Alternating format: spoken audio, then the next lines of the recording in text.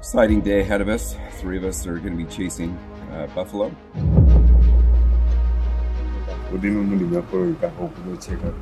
We had an incredibly successful day yesterday.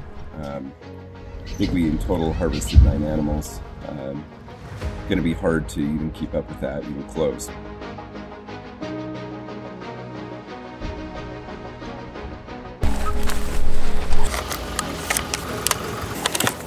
Very slowly, just maybe we know.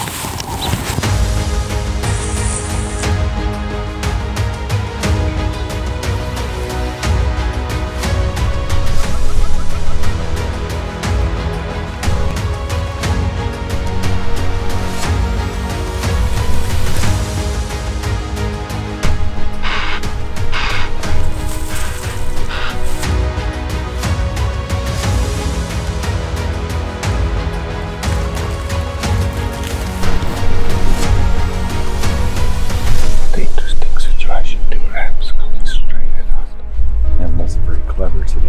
It smells like that, like very forced, yes.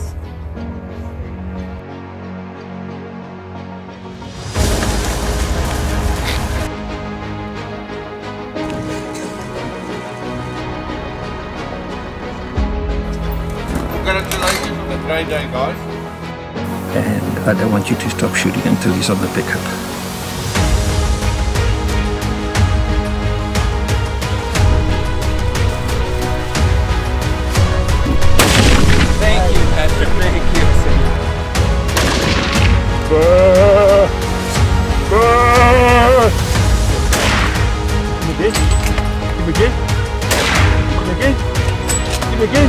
African buffalo. It didn't come easy, did it?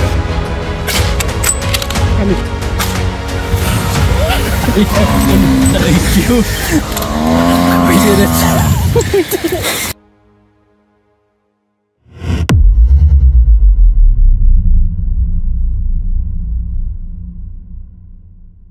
Kevin, welcome back. Thanks, great to be here.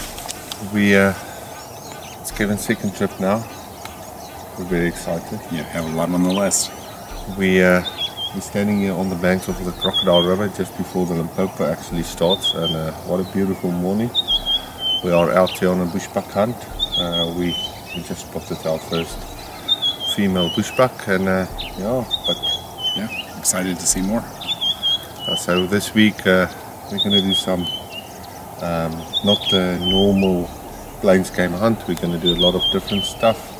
And we decided to start the morning on this beautiful Crocodile River here, very close to our farm. And yeah, let's see if we can get to a bushbuck. Be great. Okay, let's go.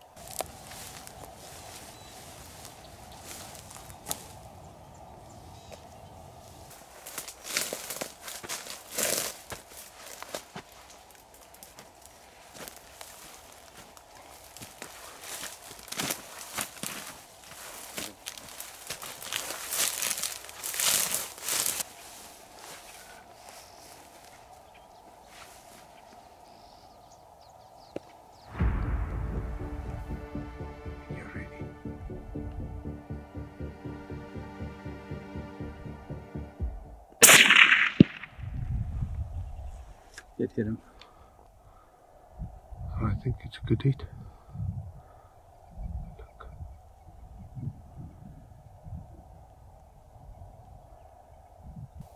Yeah, he's gonna fall right there. I think he's down. Yeah. Okay, first animal on the trip, Kevin. Huh?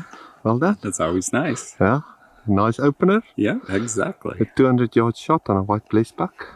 That's definitely one of the animals we wanted to target, and it looks like he went down. I like it. Let's go and have a look. Look at all the animals there at the back as well. Okay.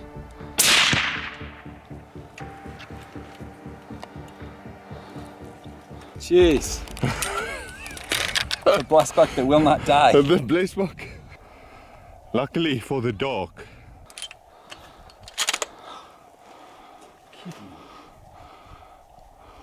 Kevin, first animal on your second trip to us.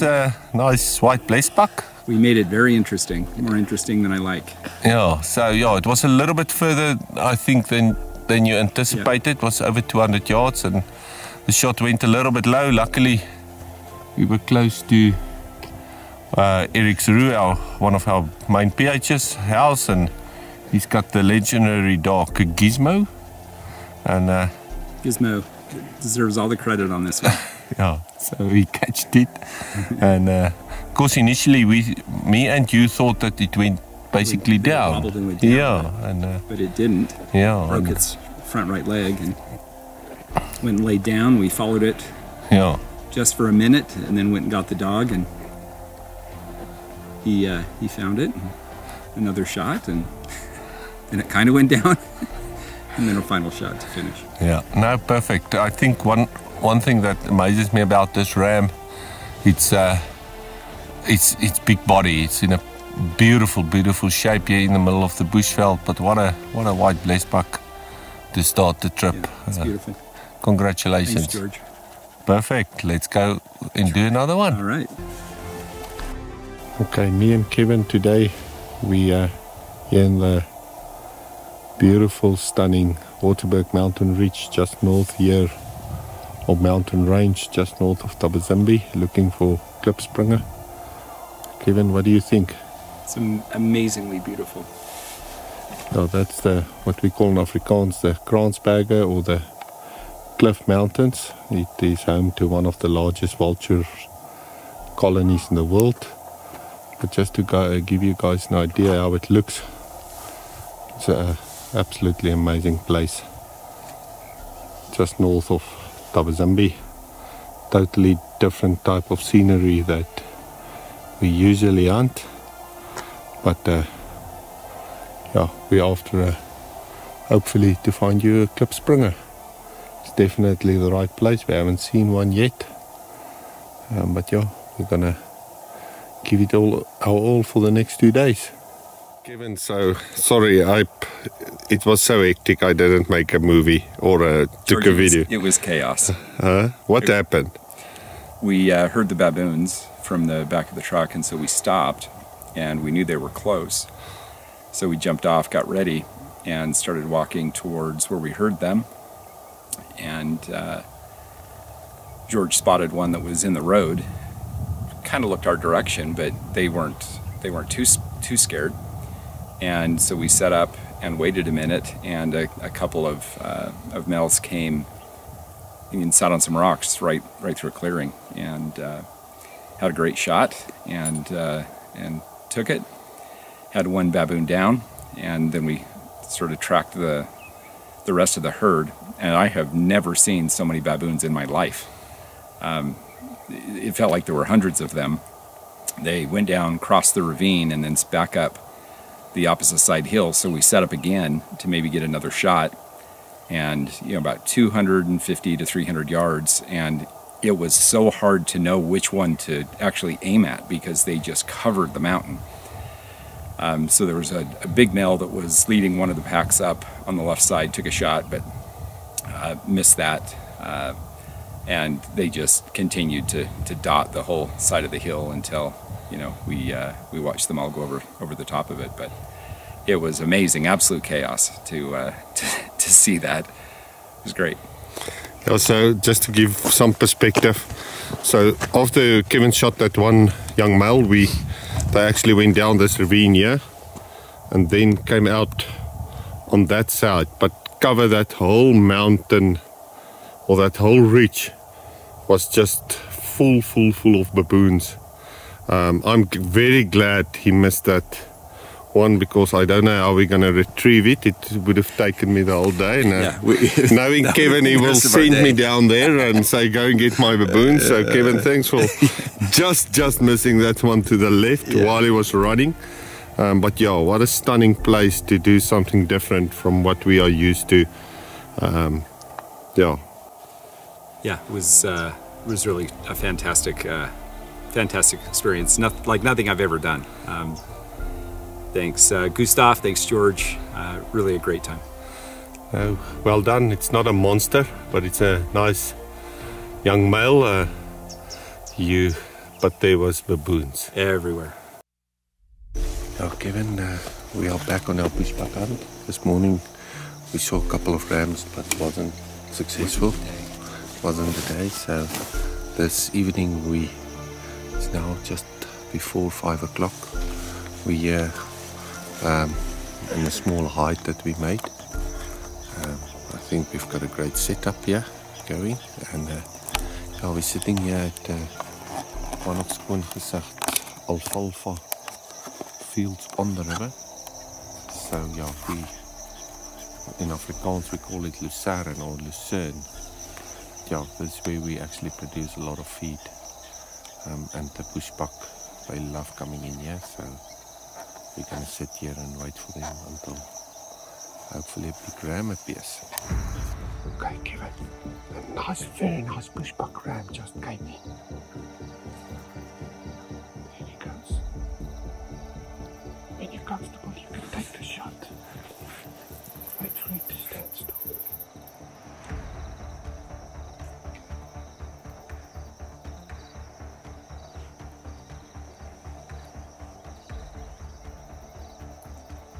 Remember, it's 200 yards, so don't aim above it, but you can aim a little bit higher. The sun now. That's right into the sun now. Okay, wait.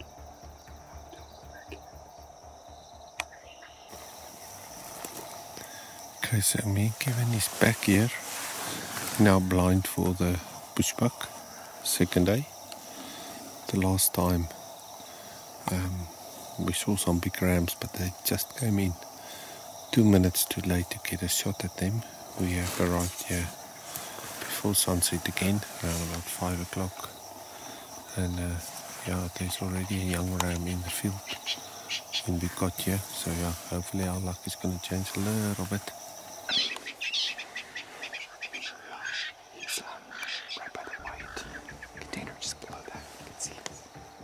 So Kevin, there's already a few ones in the field. There's a nice ram. It's one of definitely not a bad ram. There's another one coming in.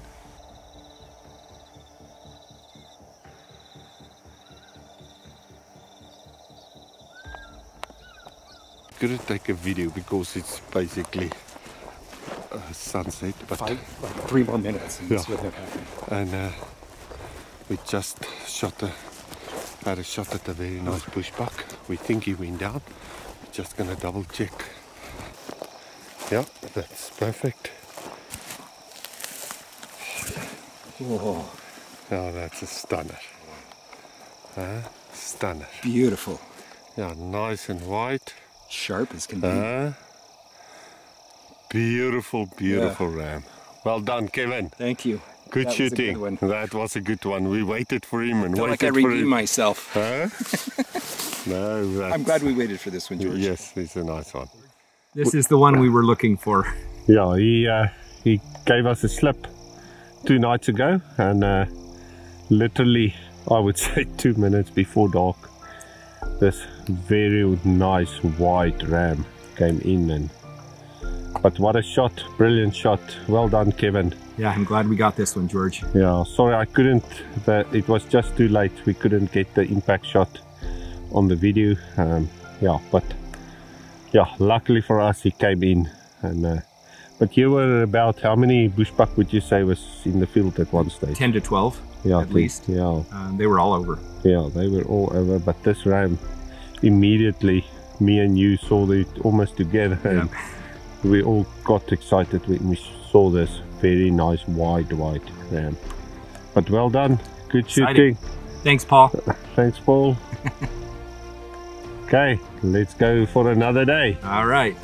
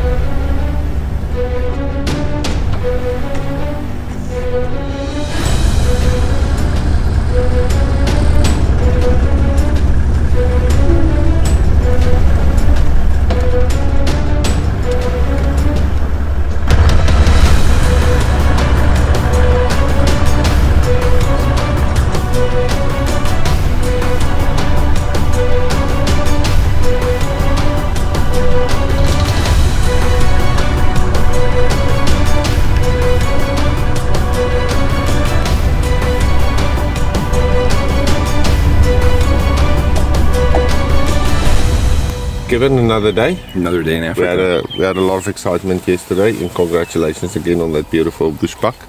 Thanks. As you can see, the sun is coming up, and as you know, that's the only place in the world that the sun looks like this. I know, it's amazing. It really is. So today our aim is our focus is gonna be roan, golden gemsbuck, and eland bull. Yep. So that's. But you know how it goes with hunting.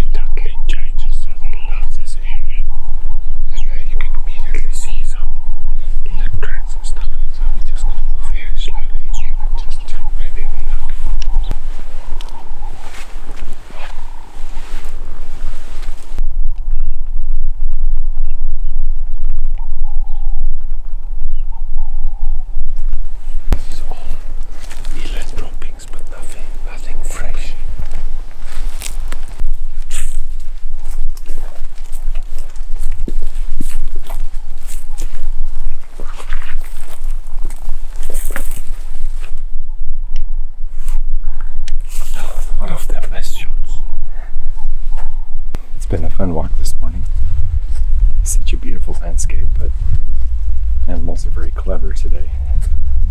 So we will keep working.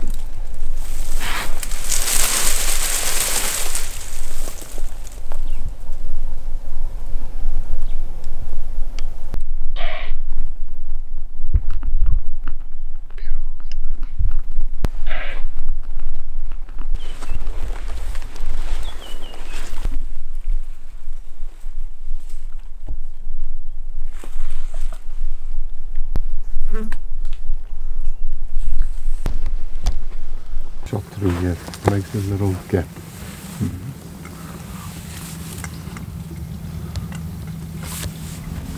You hear those impala everywhere. Honestly, this time of year, the rams actually is silly season for them. So they the easiest thing, or the easiest time to hunt a big impala ram is this time of year. But I think we don't always realize how much impala there is on a piece of land like this. And as soon as, because you hear that one ratting and that one and then this one and then there's a herd here, but if they're not making a noise, you would say no, there's not as many.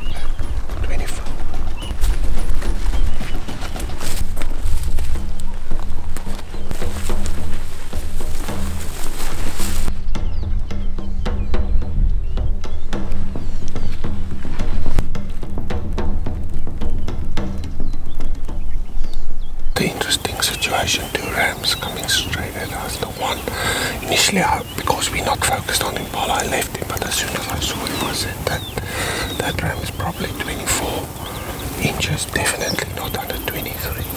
But in a situation like that, just point and shoot.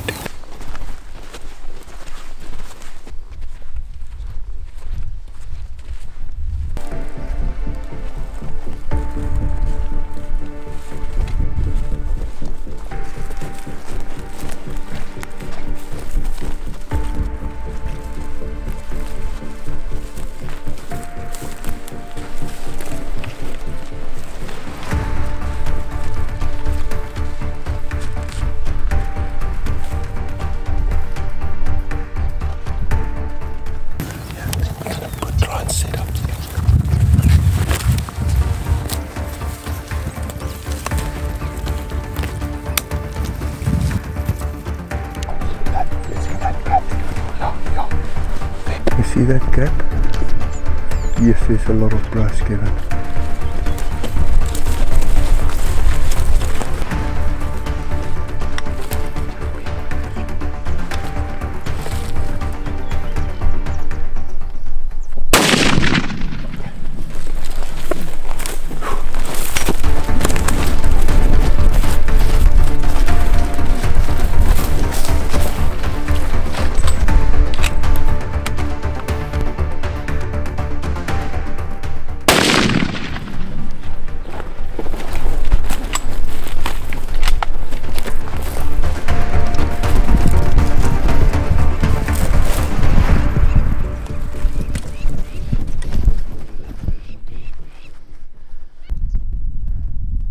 From the back.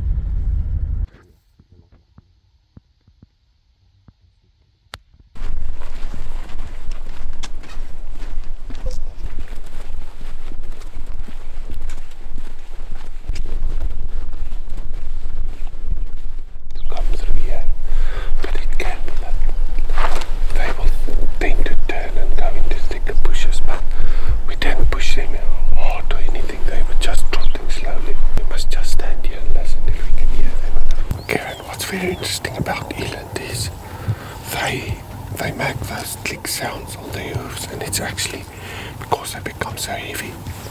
When they step down, the hoof opens a little bit, and when they pick up their feet, it clicks together. It clicks together, and the bigger the bull or the cow becomes, the harder that click is. But I always say it amazes me, these eland, they're huge. On weight, they're even bigger than buffalo. They've got click, they eat browsers, they're big, but they can disappear like that.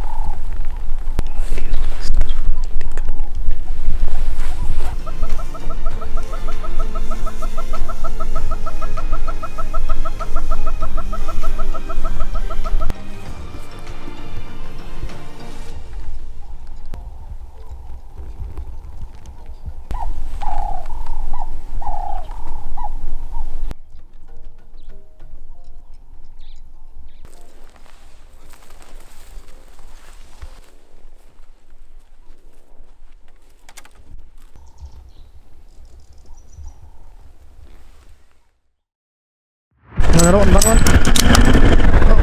Again, hit him again. Oh! Yes!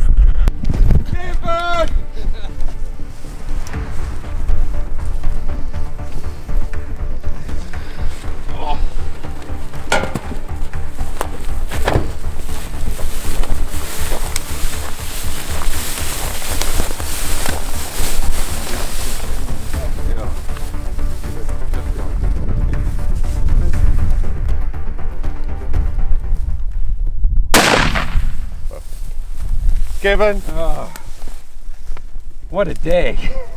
a good end to a very long story. Mooi man, is dat in er?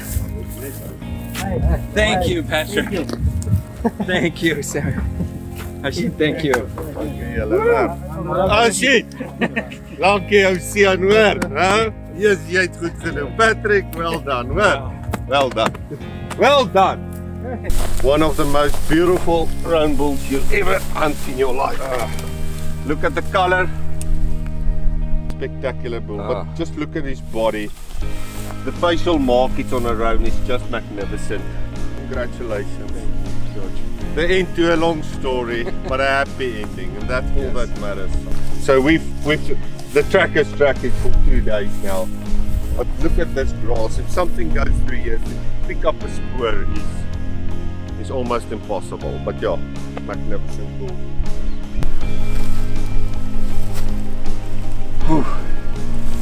But you know what? It feels good. You got it. It's way better than having it get away from you. Good to see you. Welcome, my friend. You must get to be back. Good to have you, man. How are you? Hello, how are you doing? I'm Dwight. Hi, Dwight. Nice to meet you. George, good to see you. John. Hi, John. Good to see you again. Hi, Joe. I remember you. Yes. How are you, John? Doing awesome. That's good. Excited to be here. Let's say, how are you? Good. How are you doing? No, good, thank you. Better now? Yes, we were struggling with this round, but yeah, we've got a happy ending. That's all that That's matters. good. Has a bigger body than this. Not like an elk. Yeah, that's a pretty animal. Yeah. Okay, Kevin, sitting here with a beautiful round bull. A little bit of background on the rounds for these people who doesn't know. Rounds were highly endangered in the late 1990s. There were less than 300 rounds basically left in southern Africa, and because of all the effort of especially game ranchers in South Africa, we have the opportunity to hunt them today again on a sustainable manner. Long story, 1 or 2 shots, but you can take us through that. Yeah, we saw the roan, and it sort of stood quite nicely for a shot. And you know, one thing that I don't think I really factored in as much is when we shoot in the United States at game, usually there's not the grass. You really see top and bottom of body, and it's easy to sort of split that in half and use that as a target point. But over here with the grass, it becomes a little bit more difficult because the grass sort of is at the top of their body, or at the midpoint of the body. So if if your eye is trained to sort of split the difference between top and bottom, you tend to look at the top of the grass and the top of the animal and tend to shoot higher. And so it takes a lot more discipline to make sure that actually when you take that shot, you're really aiming at the middle of the body as opposed to sort of splitting the difference as we do in the States. But first shot was high, hit him in the neck. He immediately went down. We thought it was a good shot, but he stood back up, took another shot, and fortunately hit him in a place that in his hind that allowed us to actually track him over the next couple of days. We saw him again yesterday afternoon, shot from the truck, again another high shot, and he ran, and then we had to sort of give up at dark. And then once again this morning, we put the trackers out on them, started where we left off. I think it was a pretty frustrating morning for them after several hours of tracking. And fortunately at about 10 o'clock this morning, one of the trackers noticed some tracks, found where it had overnighted, and then followed the tracks and gave us a call while we were chasing some eland around. We came over, and the trackers actually had put eyes on him, and so we sort of maneuvered around an area, and we're coming down a road, and it just immediately jumped out of the bush. only about 30 or 40 yards away, and paused just long enough to get another shot, and went down. And so what was a very troubling situation when I went to bed last night ended up with just an absolutely gorgeous animal to harvest this morning. So, really thank you, George. Really a fantastic experience. And everybody involved, the trackers, I can't say enough about how magnificent the trackers were in allowing this to happen. Without them, this would not have come to this conclusion. So, a happy ending to a very long story. Kevin, it's your second trip. Everything you told now, guys need to experience that. But we always say, African game, keep it low, keep it on the middle of the front leg. And when an animal goes down, that's exactly what you did. Don't assume it's dead, give it another shot. And luckily for us, we found this magnificent animal. But congratulations again. Thanks, George. It's what a great beautiful experience. ride. Beautiful ride. Oh yeah, it's like, Who was that? It's going to come up in your next job interview when you call me for a background. I don't know you shot one. Yeah, he shot one. That's good.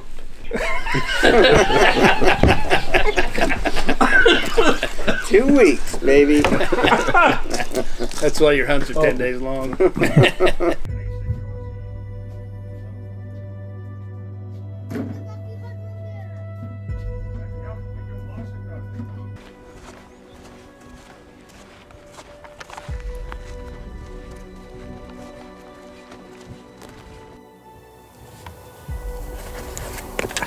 That big tree, there's a water.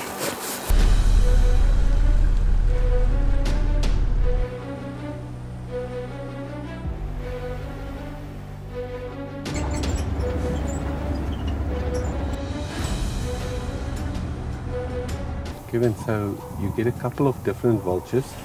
This is the white-backed vulture. They breed in these trees. They're the most common in our area. And then you get the, call it in Afrikaans, the kraals for a different type. That's the vultures we saw there at Marakele. That's where I told you one of the biggest vultures colonies are in the world. Is there where we hunted earlier. But it's two different type of vultures. It's a little bit. Now this one, if he flies away, you can see the white on the back. You get him, and then you get the leopard face vulture. Also, he's much bigger than these ones.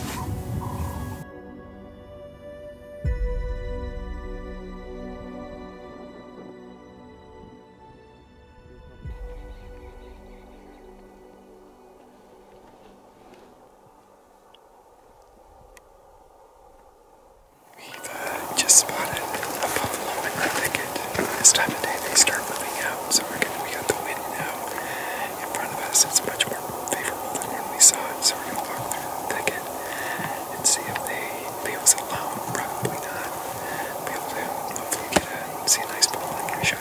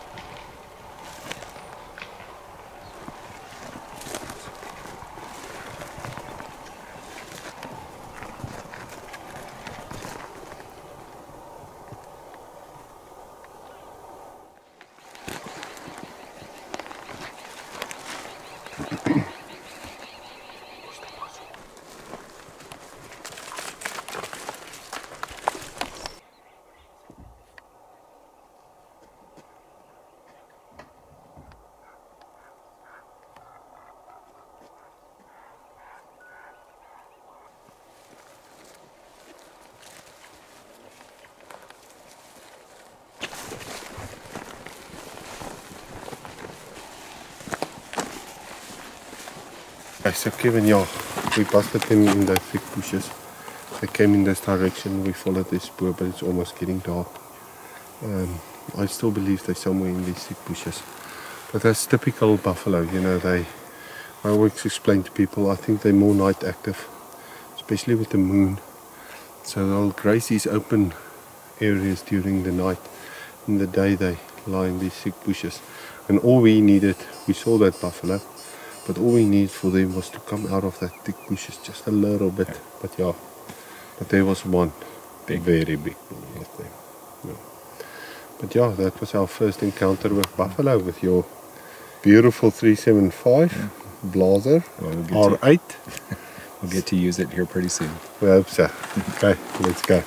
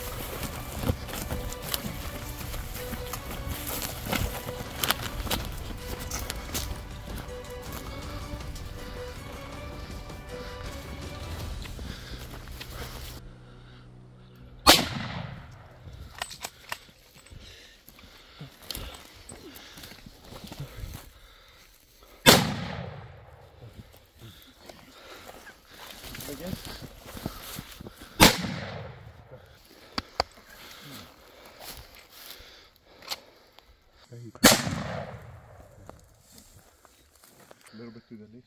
That's right. There you go, sir. Oh.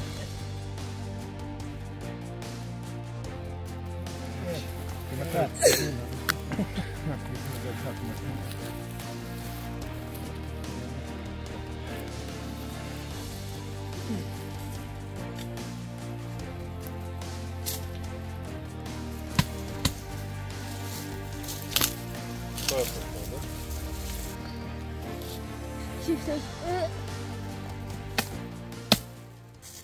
Well, George, it was quite an adventure.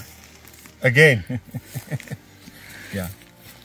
Kevin doesn't like normal, so yeah, we like spectacular, George. Yeah, so we shot this bull about 20 minutes before dark, 10 minutes before dark maybe. We were actually on our way out and we had a good opportunity. We got off and we did a small stalk, and this bull made all the mistakes, and Kevin gave him a perfect shot. But one thing we've learned, Kevin, is that as soon as the adrenaline starts pumping in these animals, it's just amazing. They just go forever. Yeah, we saw him once where we actually thought he's going to fall over because you gave him a perfect shot, low on the shoulder, textbook shot, and after that we had to follow him, and that's why the photos is at pitch darkness. Basically, we just cut it open here a little bit, but a beautiful bull, Kevin. Great hunt. Yeah, it was fun. Yeah, Kevin is gonna go back to America as a very fit young boy again. He's doing some running around here. We've had a fair bit of walking and running and falling and everything. Yeah. But congratulations again. Thanks, George. There you go. Look at that shot. That's right where I was aiming.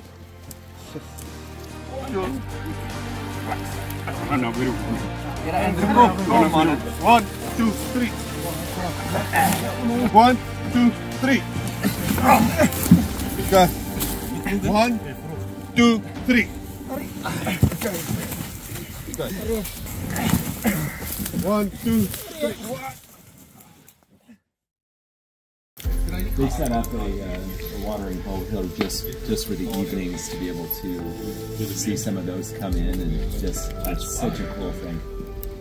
That's fun. I like that. He's got an apple tree in one area. He's got a pear tree. It's not so big. I do too. I save them. I shake a few off every day. And 3, 4, 5, 6, 7, 8, 9. how many do you shoot, Chad? Oh, well, yeah, Chad. How many did you shoot today?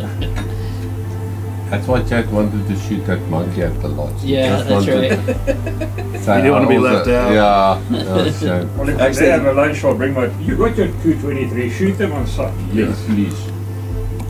Eric, That's my knock. can I actually export one? You can, but you have to get a permit, but luckily that's George's problem. She's always volunteering.